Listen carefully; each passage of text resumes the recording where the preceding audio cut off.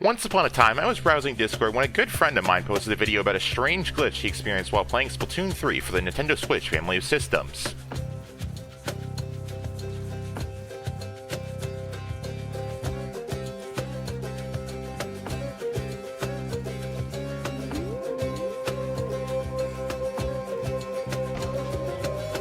Needless to say, this glitch was intriguing. He assumed it had something to do with storing the shields you get from kills and assists. We kinda laughed about it and then forgot. But then it happened again, and again, and again, until finally it happened one more time, and... yeah, needless to say, we had to test it out more. Yet, when we did, it turned out to be far weirder than we thought it would be. This is Phantom Shield Storage, one of the craziest glitches I've ever seen in the Splatoon series.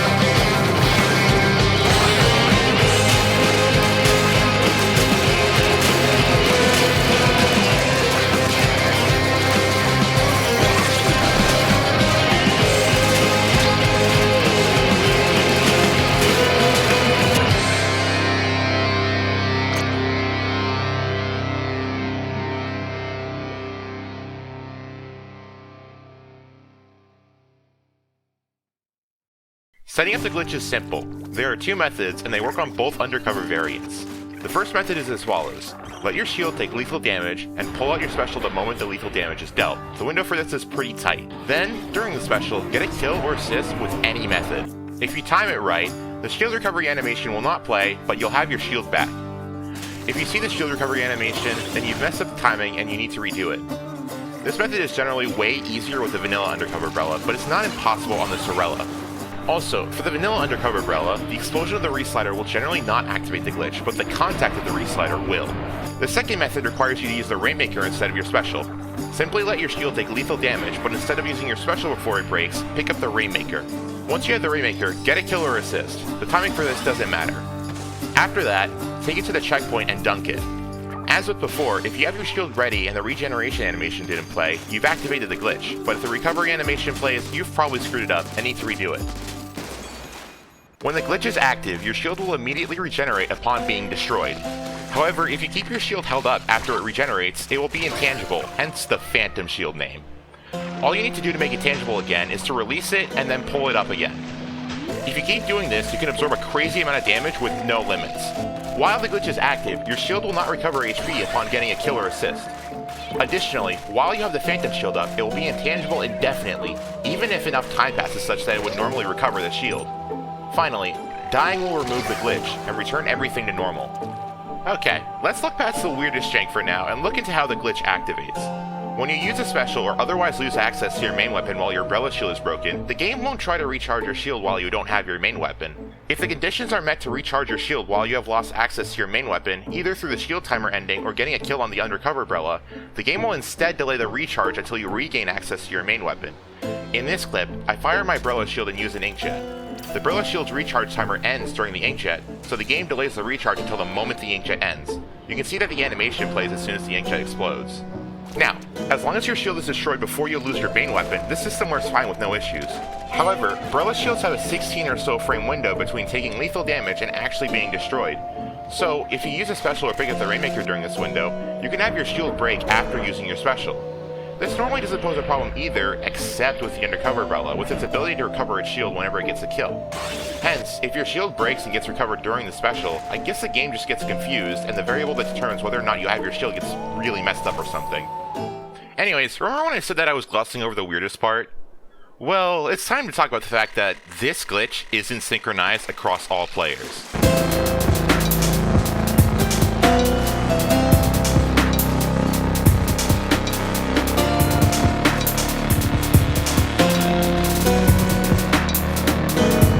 That's right, it's possible to have it such that the glitch is active on one person's screen, but not someone else's screen.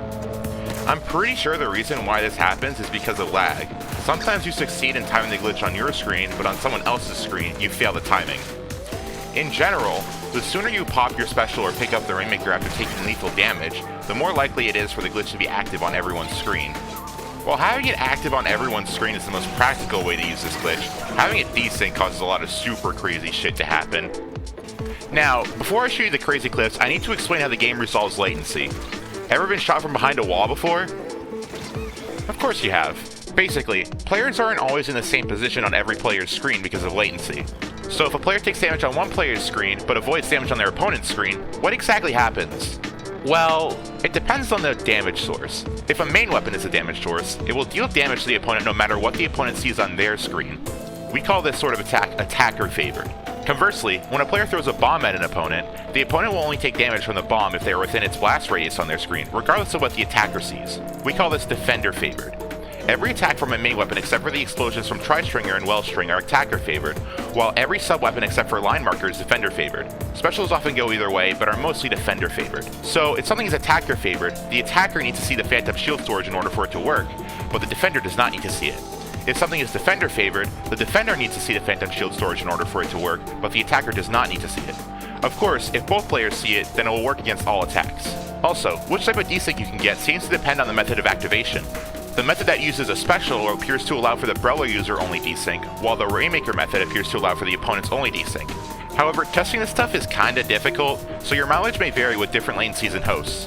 Anyways, with that out of the way, let's get into some of the more interesting things that happen with desyncs. Firstly is the opponent's only desync. This desync will generally deny main weapons but not sub-weapons. As you can see from this footage, I can't touch the Brella user even though the Brella user doesn't see a shield on their screen. It is worth noting that the Brella user still has to press and release the ZR button as if they had the glitch on their screen, otherwise the shield will not appear on the opponent's screens. The shield break animation will always play for all players too.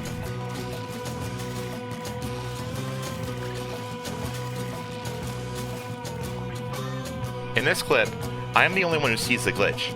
After breaking the shield, the Brella user pulls up another one which blocks the bullets on my screen. Since the initial projectile is attacker favored, it does not deal any damage to the opponent.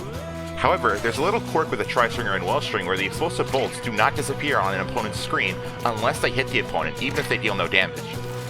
This means that the bolts don't disappear on the Brella user's screen since there was no collision with the shield, and thus they end up dying in the explosions.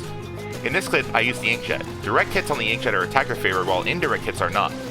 On my screen, I hit the ground near the Brella user a few times, which kills them through the shield. In this clip, however, I try to direct them, and despite getting directed on their screen, they only take splash damage.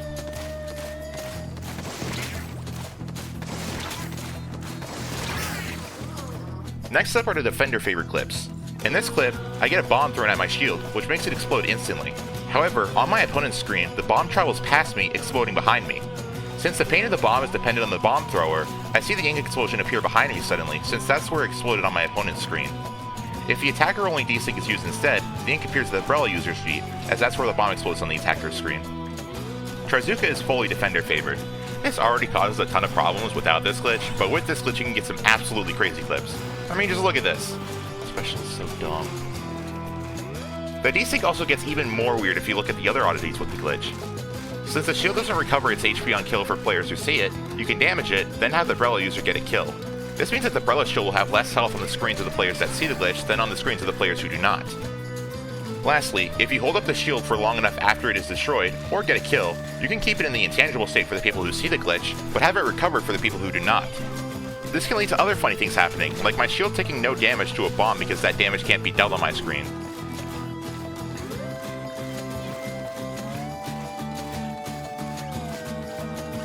This can also sort of be used to flip the glitch on its head in a way, where the people who don't see the glitch are the ones who see a tangible shield. This game is so beautiful. Oh, and also if you spam the shield against the Rainmaker shield, then you'll cause a communication error. Because this glitch just wasn't crazy enough, I guess. Anyways, I think that's all I have to say for now. I'm barely scratching the surface of what this bug is capable of, as things get even crazier with more than 2 players, but I'll leave that for you guys to discover. I want to shout out Ron for finding this glitch and helping me test it. I'll link his socials in the description. I'm also hard at work on the projectiles video as voted on by my poll last month, but that's going to take a while for me to finish because I want it to be comprehensive and also have useful visuals. Well, thanks for watching and have a good one.